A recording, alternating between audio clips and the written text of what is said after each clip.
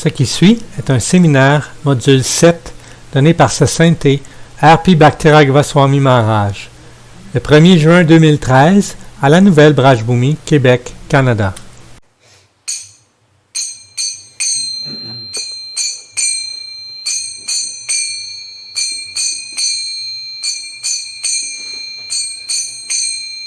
Jai Radha Madhava Kunj Bihari Jai Radha Madhava Kunj Bihari Jai Radha Madhava Kunj Bihari Jai Radha Madhava Kunj Bihari Gopi Jana Vallabha Girivardhari Gopi Jana Vallabha Girivardhari Jaya Gopi Jana Vallabha Girivardhari Gopi Jana Vallabha Girivardhari Yashodanandana Braja Janarandana Yashodanandana Braja Janarandana Yashodanandana Braja Janarandana Yashodanandana Braja Janarandana Yamuna Tira Vanachari Yamuna Tira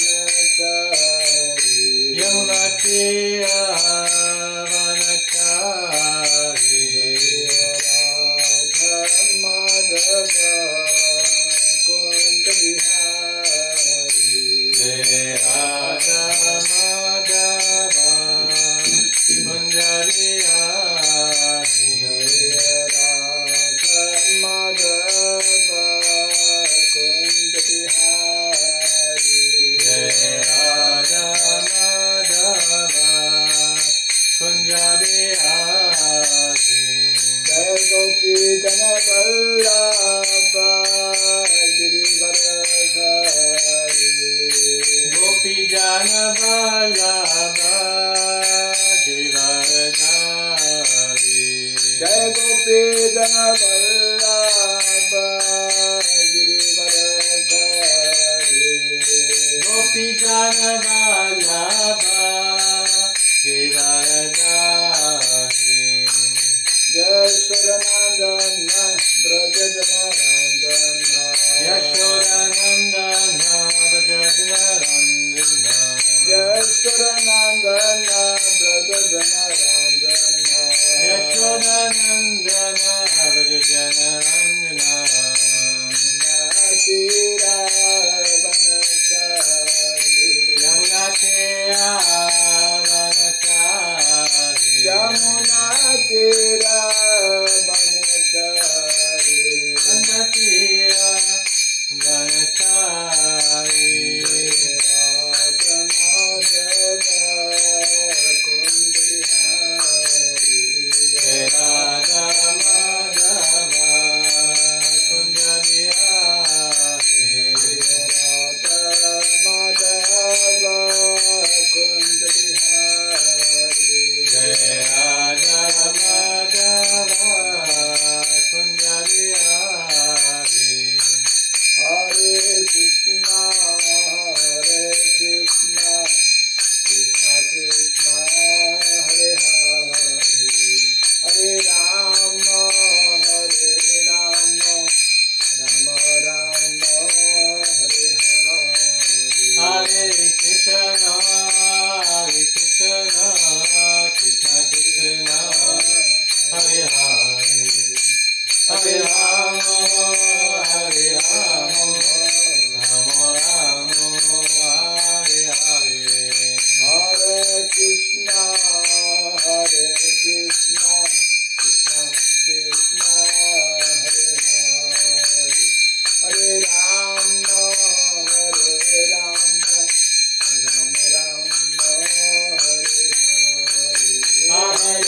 Hare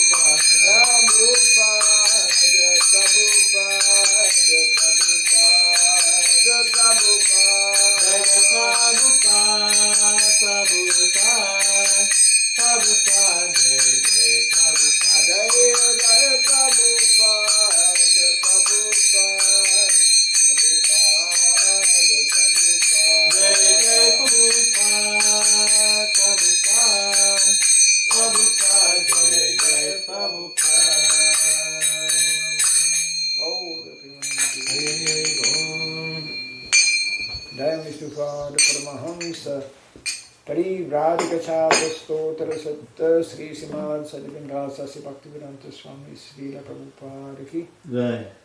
Ananta Koti Vaishnava Vrinda Ki Jai.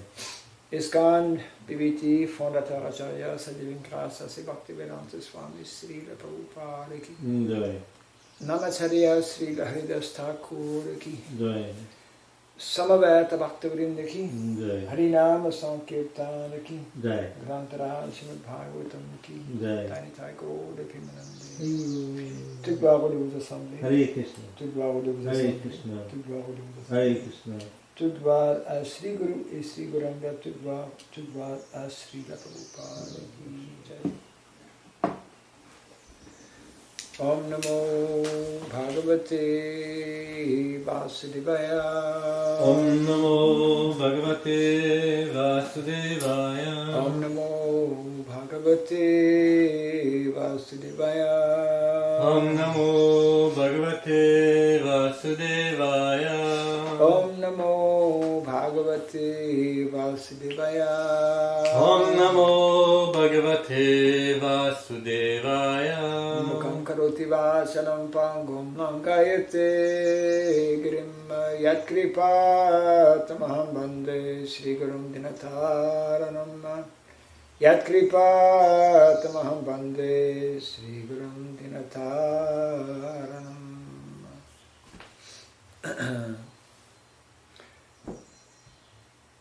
Donc, bienvenue à notre 7e semaine.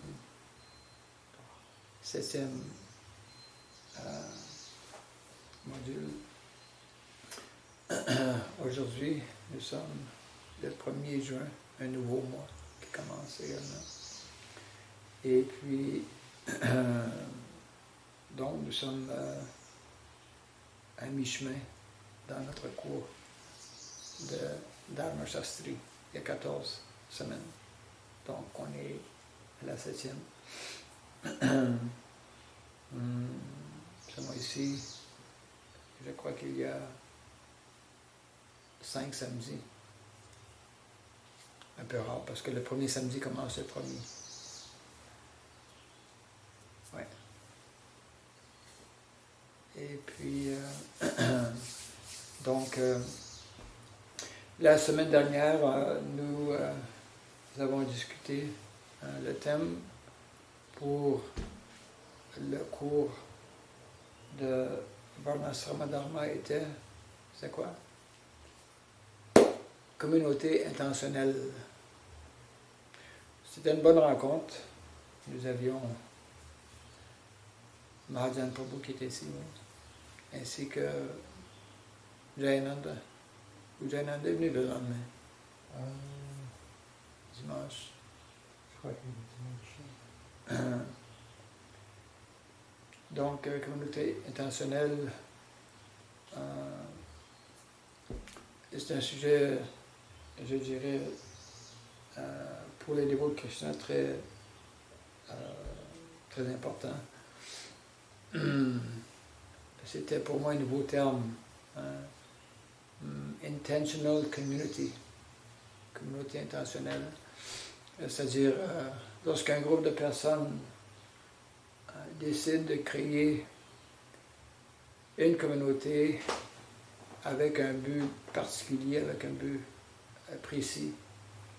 Et ça rejoint directement ce que nous essayons de faire en tant que dévots dans la conscience de Krishna, c'est de créer une société, non seulement une communauté, nous voulons créer toute une société avec un but très précis où la majorité des gens vont respecter les principes de Dharma, vont suivre et vivre selon les enseignements du Seigneur Krishna dans la Bhagavad Gita. Donc, Prabhupada, la communauté, c'était quoi le nom de la communauté intentionnelle de Prabhupada? Gita Nagari. Oui. Donc, Prabhupada nous a déjà donné sa thèse qui complètement qui complètement suit les grandes lignes qui nous sont données par une autre thèse d'une autre très grande personnalité, c'est-à-dire Srila Narada Muni. Dans le Srimad Bhagavatam, d'ailleurs, la semaine dernière, nous avons commencé et c'est une des premières choses que nous allons faire à tous les samedis dans le contexte de Varnasrama, de la classe sur le Varnasrama Dharma. Nous allons lire quelques versets de la section sur le Varnasrama tel que présenté par Narada Muni. Et puis, après avoir lu quelques versets, disons, ça va être le 11e chapitre du 7e chant, Srimad Bhagavatam. Donc, la société parfaite, les 4 ordres sociaux. Nous allons par après discuter un peu de... ça va faire suite à notre discussion de la semaine dernière sur les communautés intentionnelles. Et aujourd'hui, nous allons également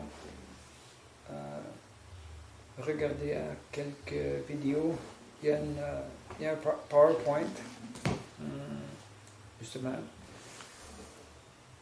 qui a été composé par un dévot du Texas. Son nom, c'est Shalagram.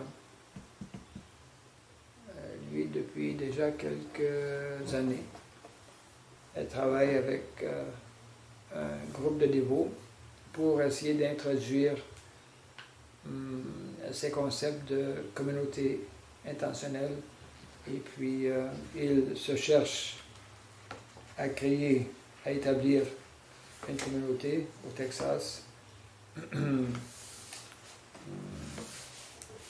basée sur ces principes.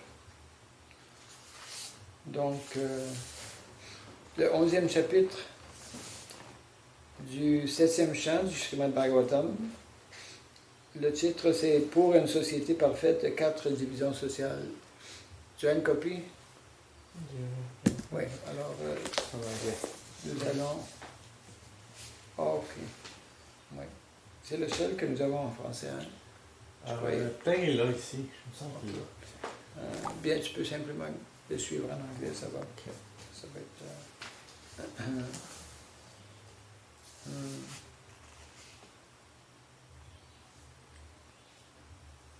Oui, donc la semaine dernière, nous avions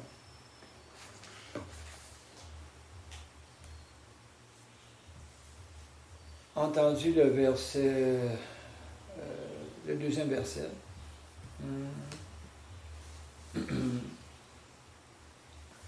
Et une petite seconde ici. Oui.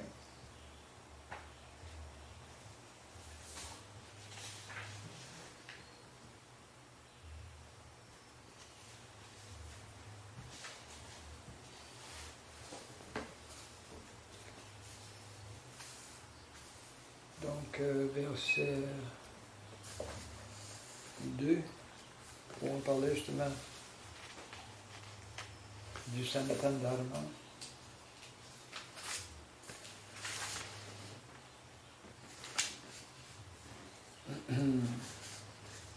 Septième canto, quel est le chapitre?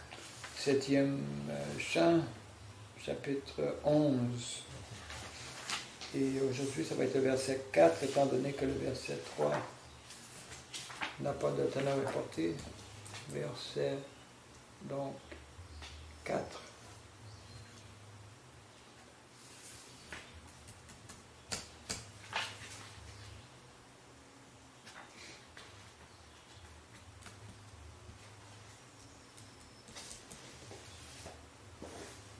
OK.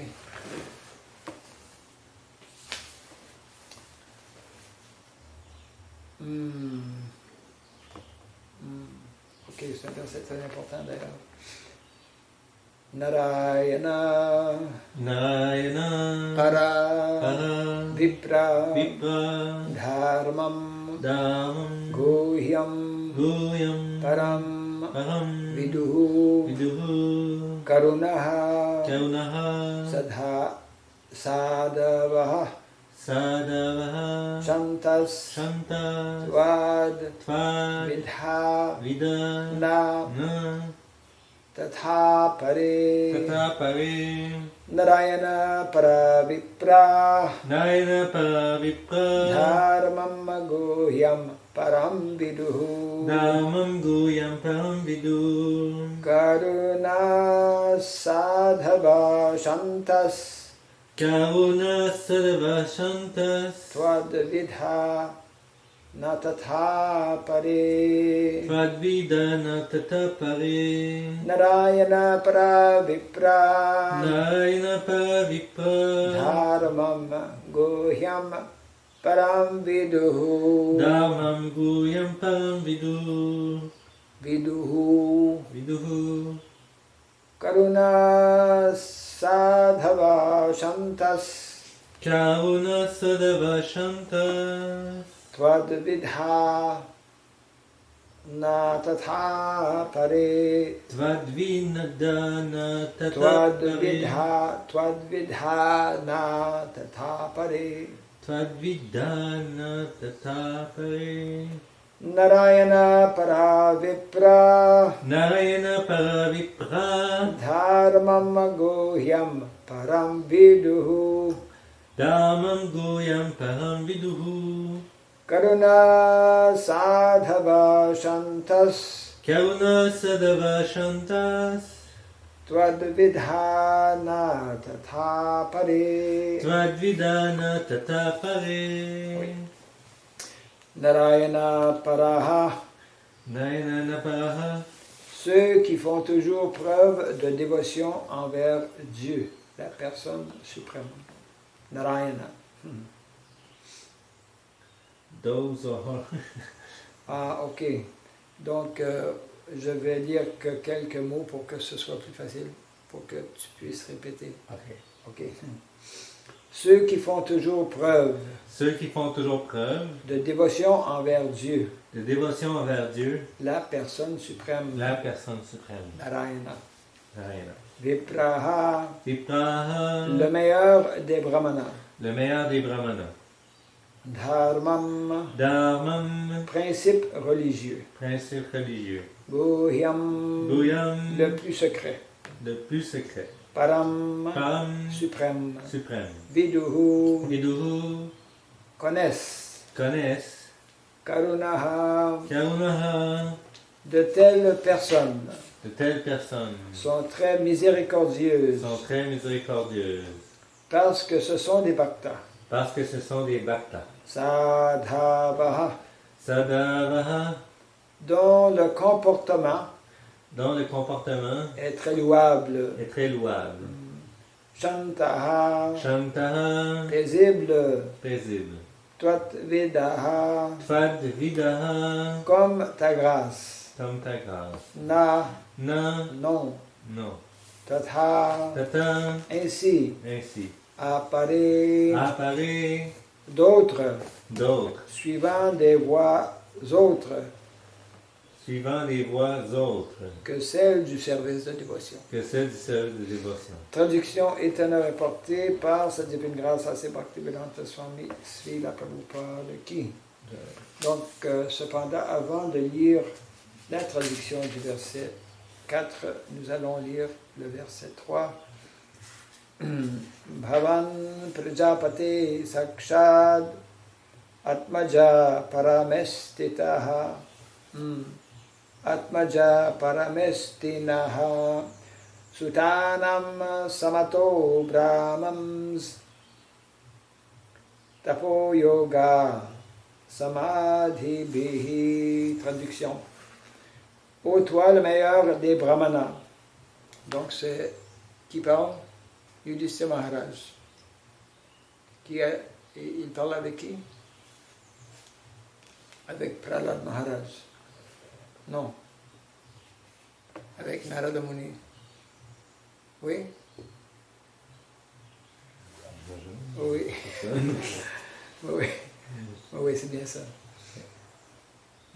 Il adresse justement Narada Muni de la façon suivante. Ô toi le meilleur des brahmanas, tu es directement le fils de Prajapati, Brahma. Du fait de ta pratique de l'austérité, du yoga et de la méditation, tu es considéré comme le plus grand de tous les fils de Brahma. S'il vous plaît de répéter, ô toi le meilleur des brahmanas. Ô toi le meilleur des brahmanas. Tu es directement le fils de Prajapati. Tu es directement le fils de Prajapati. Brahma. Brahma. Du fait de ta pratique de l'austérité, Du fait de ta pratique de l'austérité, du yoga du yoga et de la méditation, et de la méditation, tu es considéré tu es considéré comme le plus grand de tous les fils de Brahma. comme le plus grand de tous les fils de Brahma. Et traduction est à rapportée de notre texte aujourd'hui, verset 4. Nul ne t'est supérieur quant à la sérénité et à la compassion. Et personne ne sait mieux que toi comment pratiquer le service de dévotion ou comment devenir le meilleur des brahmanas. Aussi connais-tu tous les principes confidentiels de la vie spirituelle. Et là encore, nul ne les connaît mieux que toi. Donc, s'il vous plaît de répéter. Nul ne t'est supérieur. Nul ne t'est supérieur. Quant à la sérénité Quant à la sérénité et à la compassion. et à la compassion. Et personne ne sait mieux que toi Et personne ne sait mieux que toi comment pratiquer le service de dévotion comment pratiquer le service de dévotion ou comment devenir le meilleur des brahmanas. ou comment devenir le meilleur des brahmanas. Aussi connais-tu Aussi connais-tu tous les principes confidentiels tous les principes confidentiels de la vie spirituelle. de la vie spirituelle. Et là encore, Et là encore, nul ne les connaît nul ne les connaît mieux que toi. mieux que toi. Pour le rapporter, Yudhishthira Maharaj savait que Narada Muni est le maître spirituel suprême parmi les hommes, capable d'enseigner la méthode de libération spirituelle conduisant à la connaissance de Dieu, la personne souveraine. De fait, c'est dans ce dessin que Narada Muni rédigea son Bhakti Sutra et donna ses directives dans le Narada Pancharatra pour apprendre ce qui a trait au principe de la religion et à la perfection de l'existence.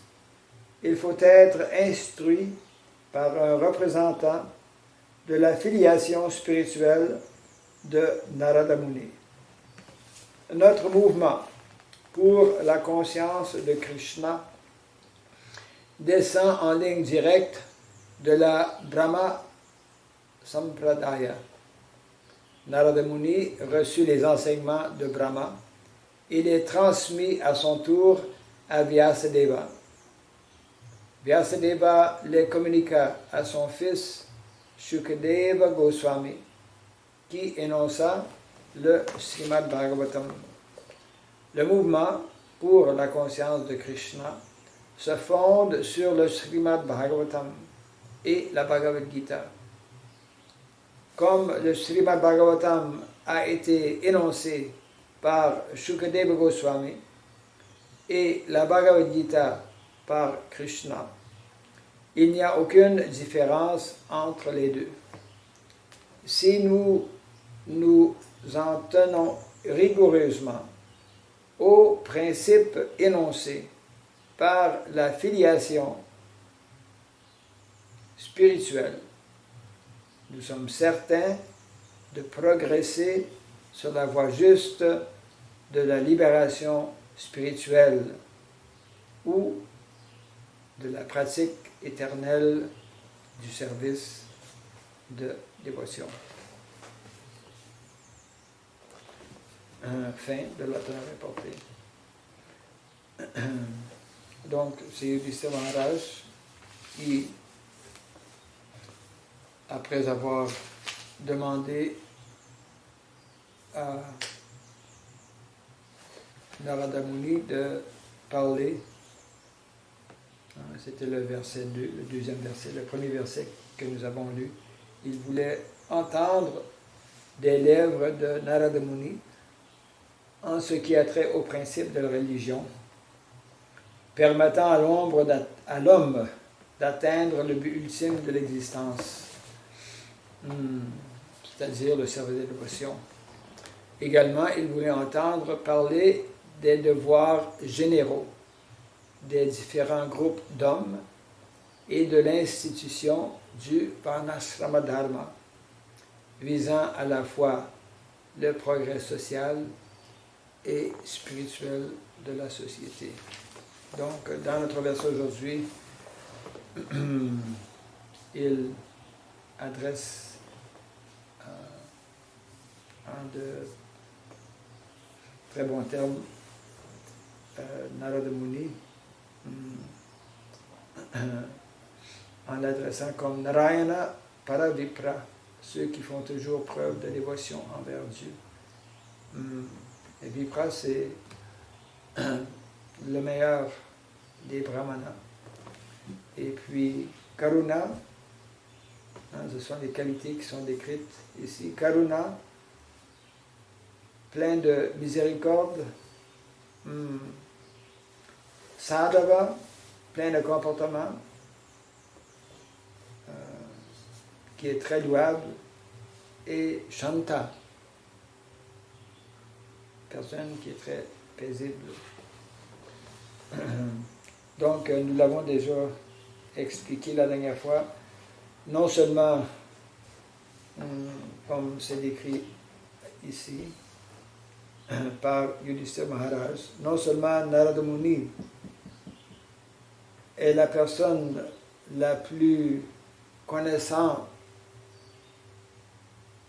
des principes de Dharma en ce qui a trait au Bhakti, ayant écrit et rédigé le Bhakti Sutra, mais Narada Muni est également la personne par excellence qui connaît les principes de Varnashrama Dharma.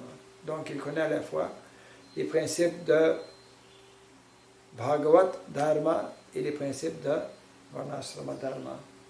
Donc il est une personnalité vraiment spéciale pour nous et pour le cours que nous donnons sur le Dharma Shastri. Donc, comme on a essayé d'expliquer tantôt, communauté intentionnelle. Nous visons, nous, c'est-à-dire la Société pour la conscience de Krishna, nous visons à établir une société intentionnelle, c'est-à-dire une société basée sur les normes et les principes du Varnashrama Dharma et également sur les principes du service dévotionnel. Donc, dans ce contexte, il y a la présentation par ce dévot du Texas, comme on expliquait tantôt, Shaligram. Et puis, j'avais donc donné une petite présentation. Ça va nous aider à faire notre présentation, je dirais, pour ce que nous essayons de faire également ici au Québec,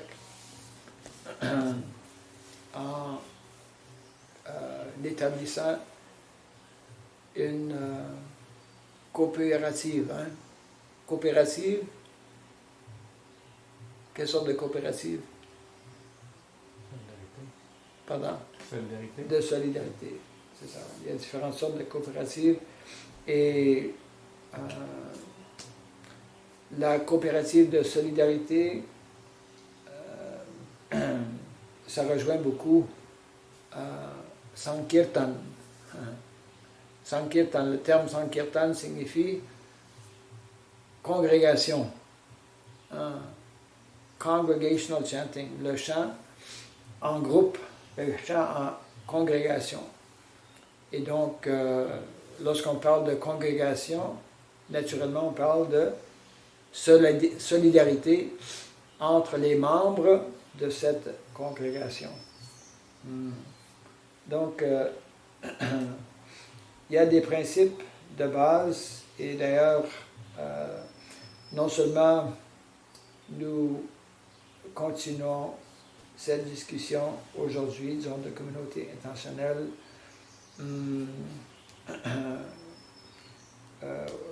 aujourd'hui, nous allons également, parce que c'est un thème quand même majeur, communauté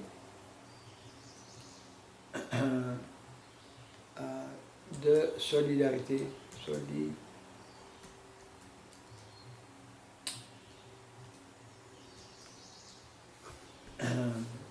Sankirtan. Oui.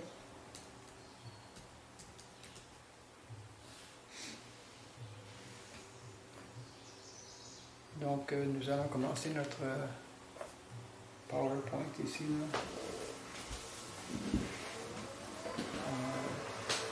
On peut, oui, le tourner, justement.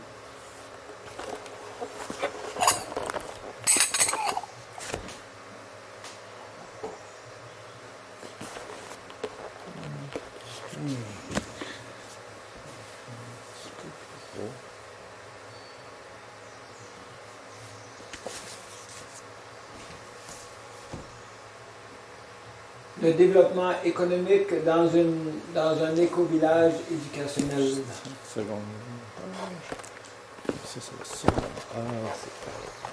Donc,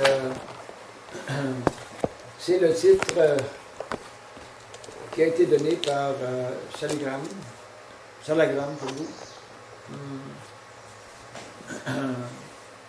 En anglais, c'est Developmental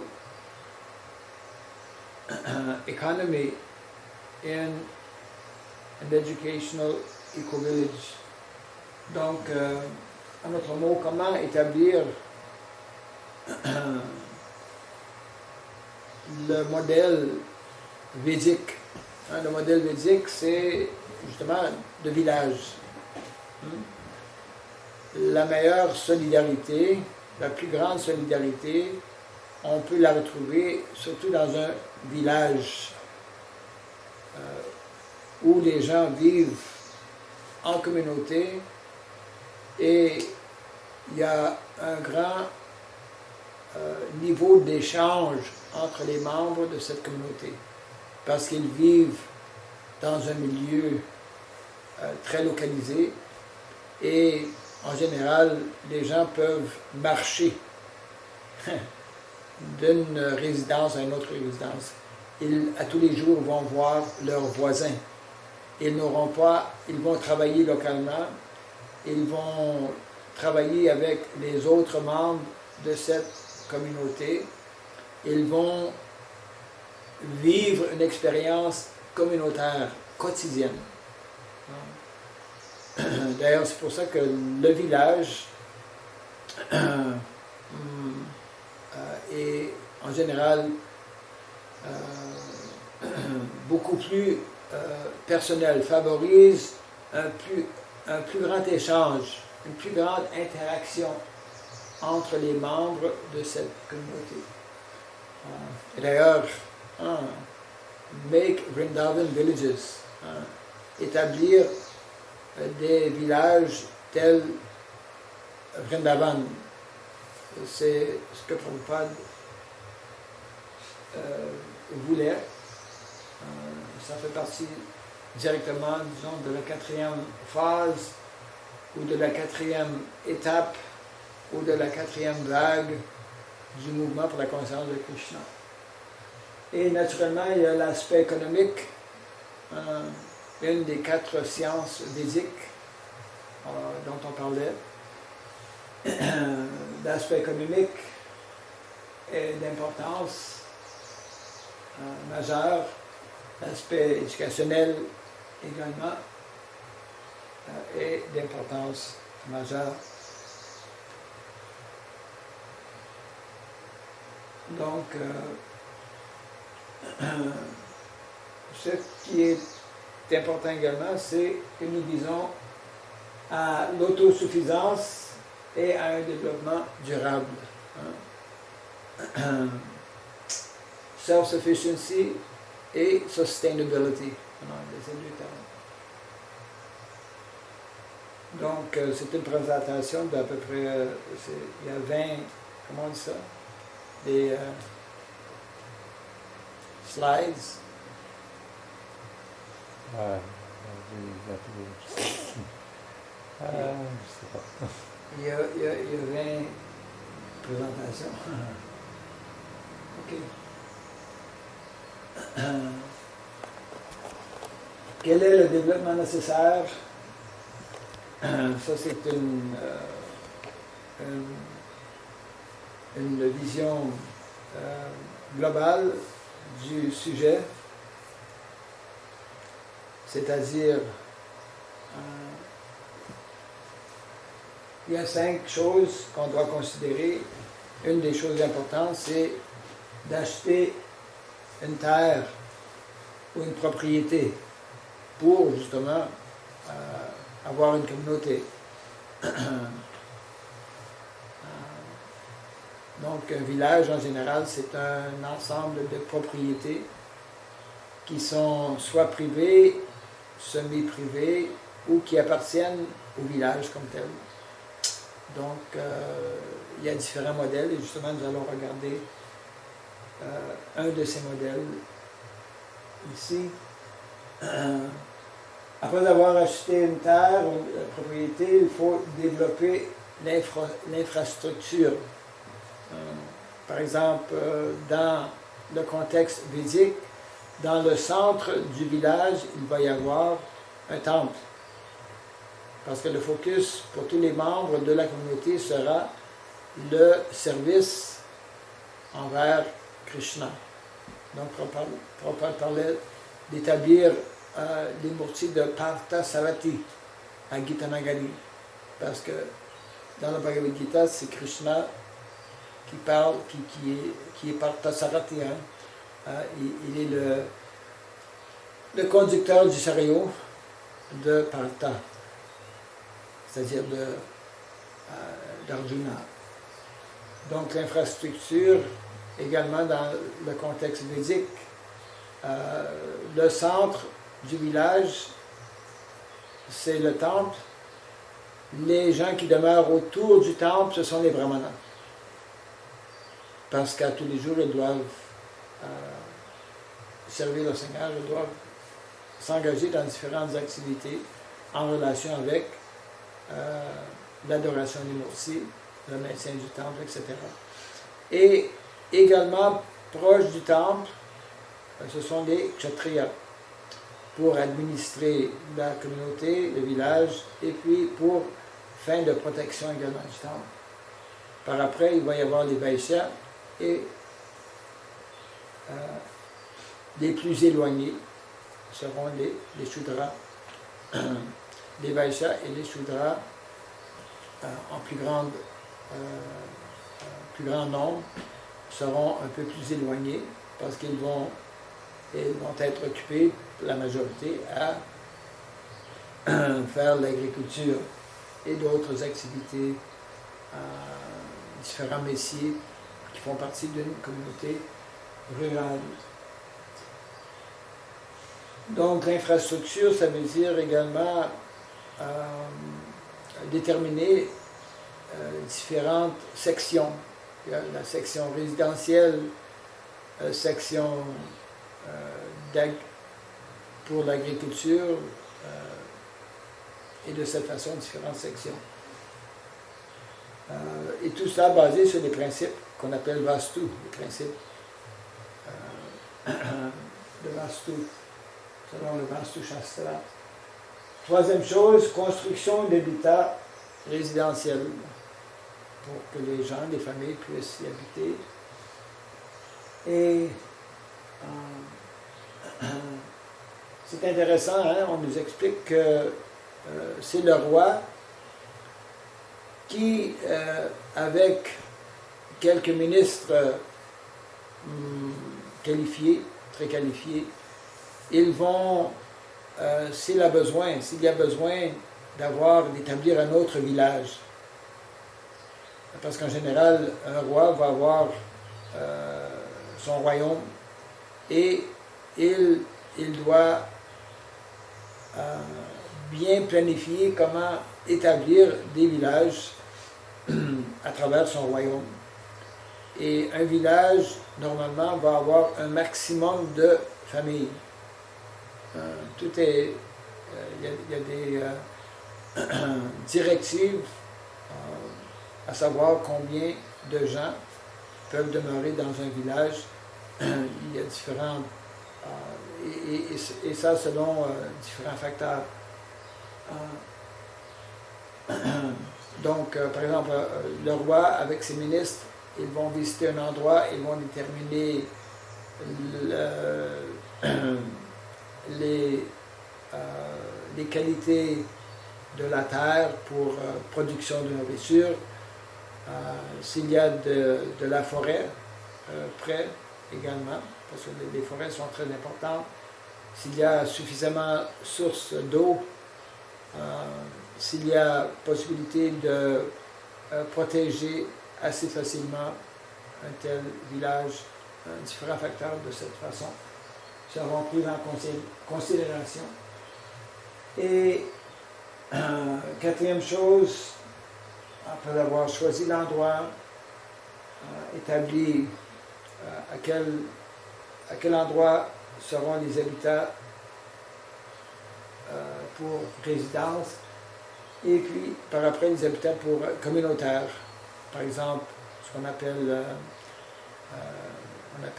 l'hôtel de ville. Dans un village, un hôtel de ville en général, justement pour gérer la communauté, pour gérer le village. Il va y avoir par exemple, nous avons le bureau de poste dans l'ère moderne. Je ne sais pas s'il y avait ça dans le temps, mais il va y avoir différentes facilités, par exemple pour santé, soit hôpital, endroit pour différents besoins communautaires auront des facilités. Et cinquièmement, quel sera le développement économique de la communauté, différentes activités, différents projets, etc. Donc, une première option, c'est de développer les 5 choses ensemble, selon la progression la plus naturelle. La première des choses, c'est que la terre doit être achetée, et par après, seulement nous pouvons commencer à construire. Alors, il faut regarder à différentes possibilités, soit que l'on construit immédiatement, par exemple, un temple pour les membres de la communauté, avant de construire des résidences, où il y a différentes façons de procéder. Le désavantage à cette option, c'est que il n'y a pas de retour économique pour plusieurs années, donc ça demandera un investissement considérable pour ces premières années. Une autre option, c'est celle où on pense sérieusement, dès le début, à créer des revenus pour les gens qui vont faire partie de la communauté. Donc, il faudrait en premier lieu créer des opportunités d'emploi pour les résidents. Ceci permettra aux résidents de la communauté d'éviter de voyager à leur lieu de travail parce qu'ils vont avoir un emploi local, quelque chose d'important, parce que ça favorise justement un des principes de base de la culture védique, c'est de vivre localisé, d'avoir son emploi, son travail dans un lieu très proche, sinon dans le village, très proche du village. Ceci peut favoriser également un développement plus rapide de la communauté et peut également plus facilement attirer des investisseurs.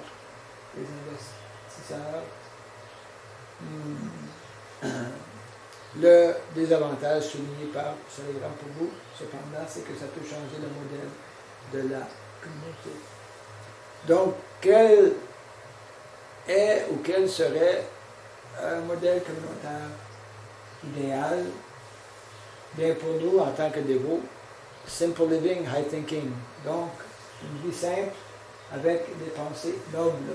C'est ce que nous voulons, ça fait partie intégrale de la philosophie de la conscience de Krishna et de la culture védique.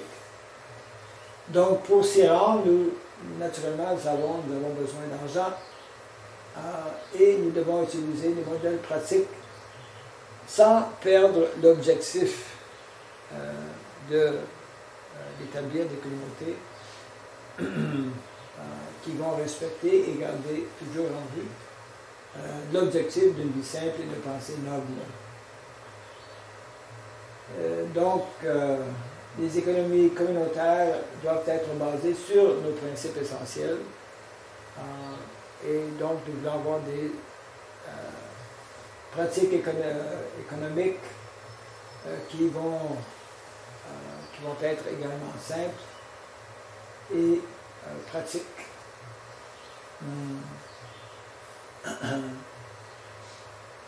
La communauté devrait avoir des échanges économiques gérés par la communauté.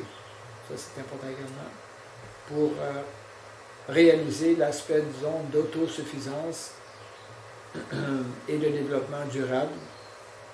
Ce sont les membres de la communauté, les résidents de la communauté qui vont gérer l'aspect économique. Et les échanges, le dernier point ici, les échanges économiques privés demeurent dans ce contexte secondaire.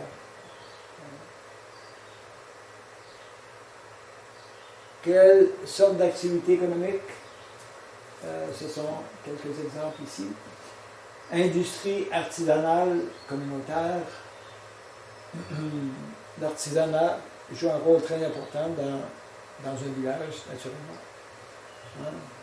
où on doit suivre le principe de production, de faire tout ce que nous avons besoin, de produire nous-mêmes les besoins de la communauté. Deuxième chose, produits agricoles biologiques, naturels. Lorsque nous vivons de façon naturelle, de façon automatique, ça devient biologique. Et affaires en construction durable. Donc, activités d'affaires, activités économiques qui vont être durables. Également, éducation en techniques durables et pratiques. Et nous allons donner des exemples dans quelques minutes. Introduire des classes de yoga et des discussions spirituelles, ainsi que des ateliers et des retraites pour différentes choses.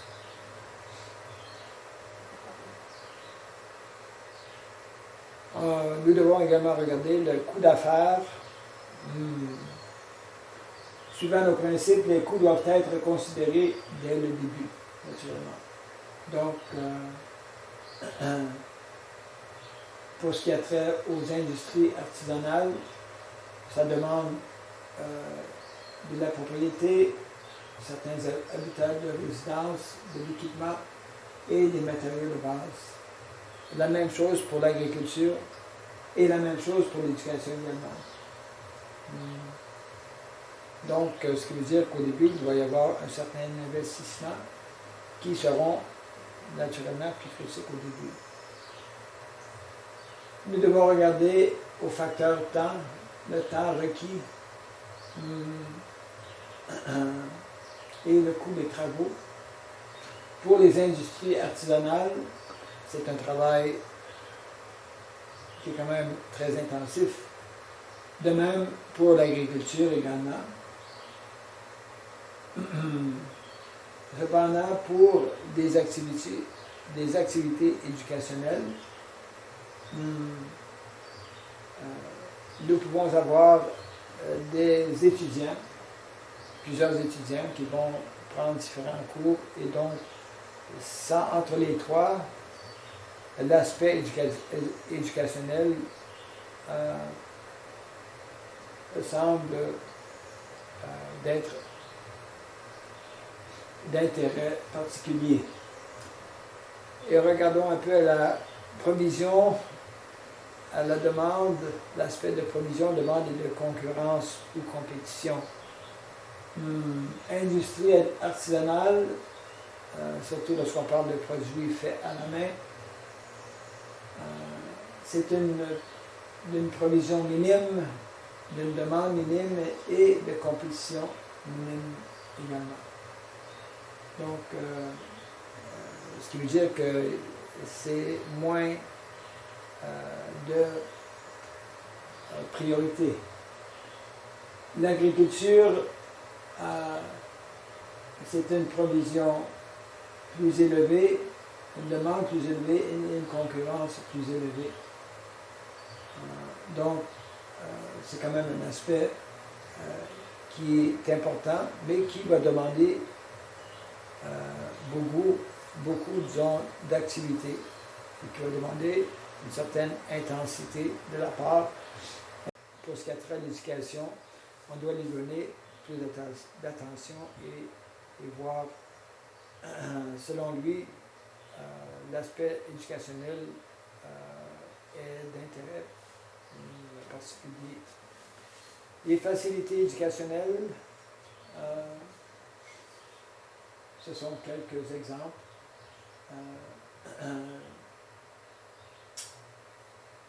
Il faut choisir une propriété ou un endroit pour avoir différentes facilités. Quelles sont les facilités physiques qu'on a besoin? Des habitats pour les classes, des habitats pour les résidences, pour cuisine, pour manger. Et il faut faire tout ça dans un environnement naturel. Quelque chose que nous avons déjà ici, par exemple. L'environnement est déjà naturel. On n'a pas besoin de faire tellement de choses pour que ce soit attrayant. Il y a déjà une vue magnifique, c'est entouré de montagnes, etc. Donc, comment ils appellent ça en anglais?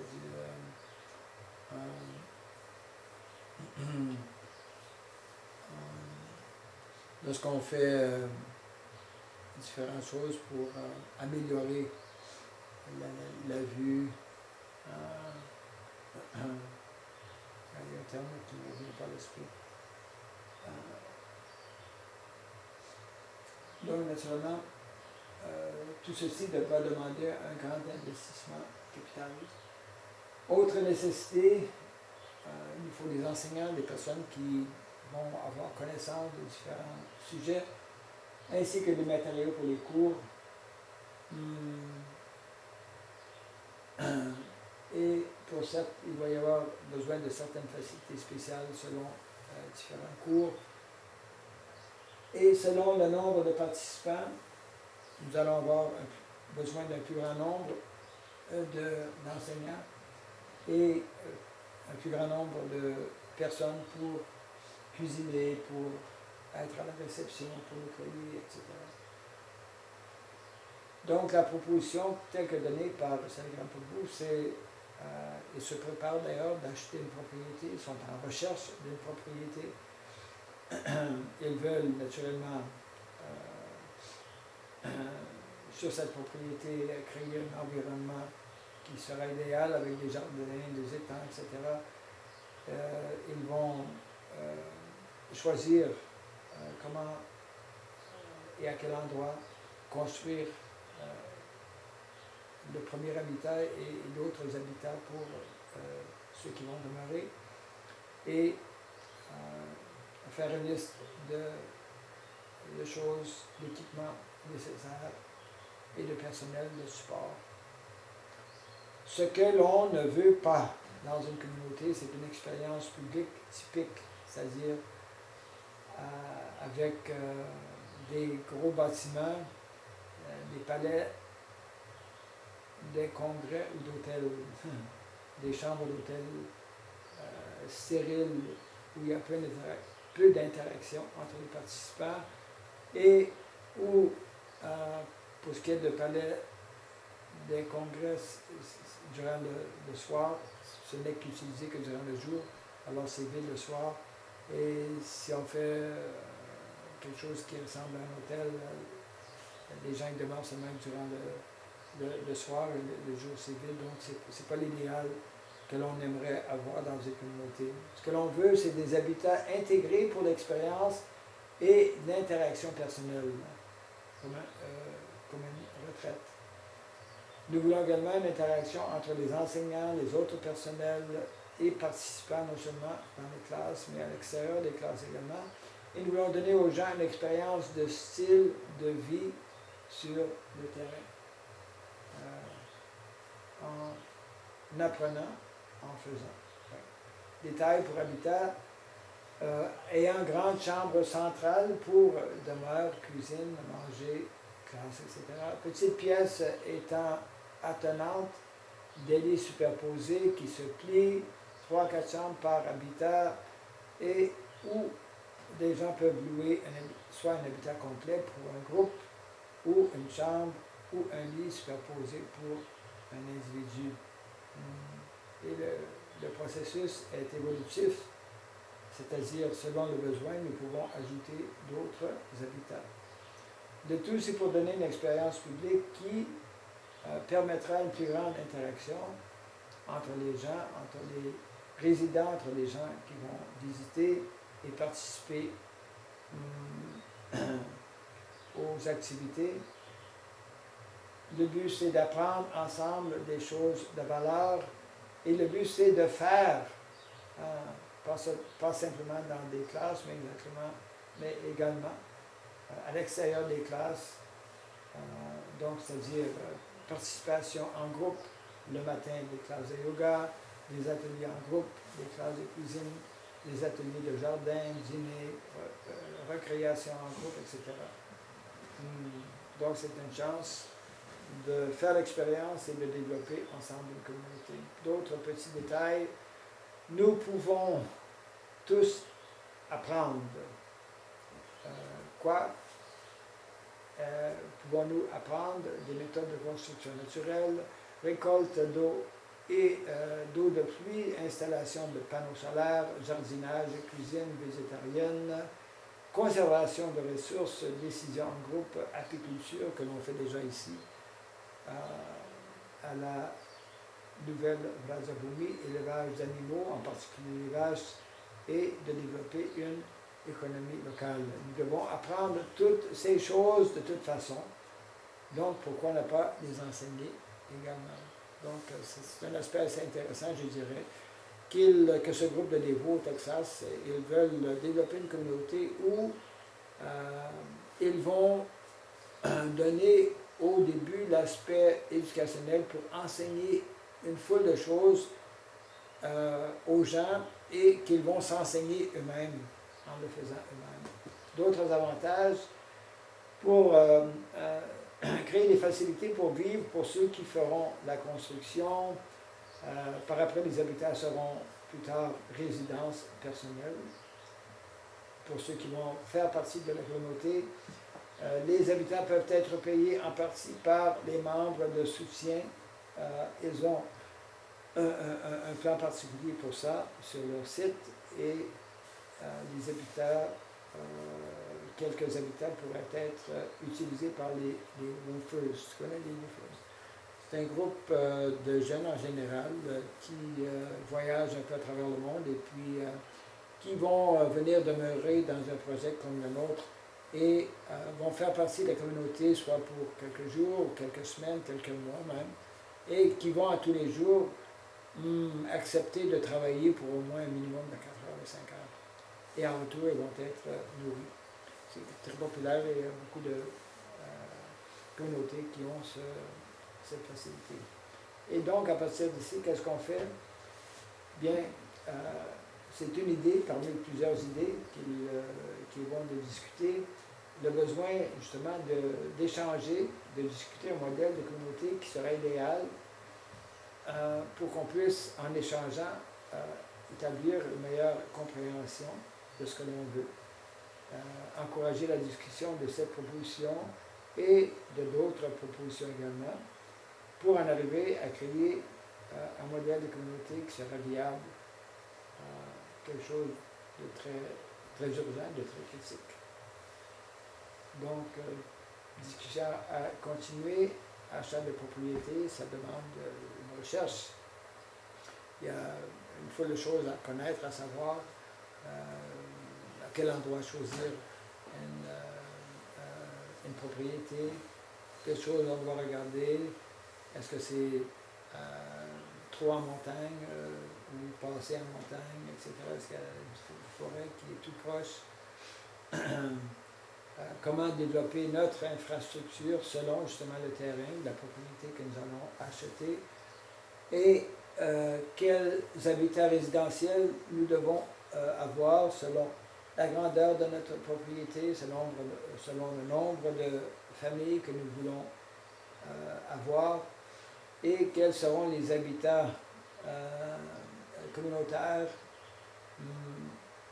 et le développement communautaire économique, chose très importante également. Et voilà, je termine notre présentation de Shaligram. C'est, je dirais, très bien présenté. C'est l'objectif, avant tout, c'est pour aider à l'échange et à la discussion parmi les deux. Donc, nous pouvons terminer, je crois, oui.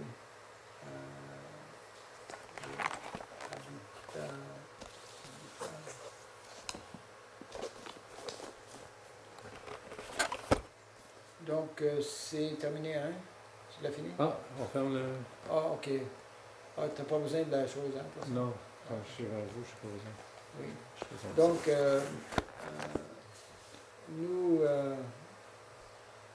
nous allons continuer cette discussion. La semaine prochaine, nous allons faire une présentation sur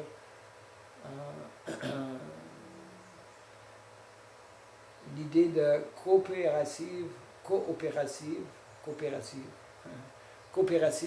de solidarité. C'est-à-dire, cette semaine, nous avons présenté le projet d'un autre groupe, d'une autre communauté. Nous allons préparer et partager les idées que nous avons pour notre communauté ici, à la nouvelle Vrajabhumi.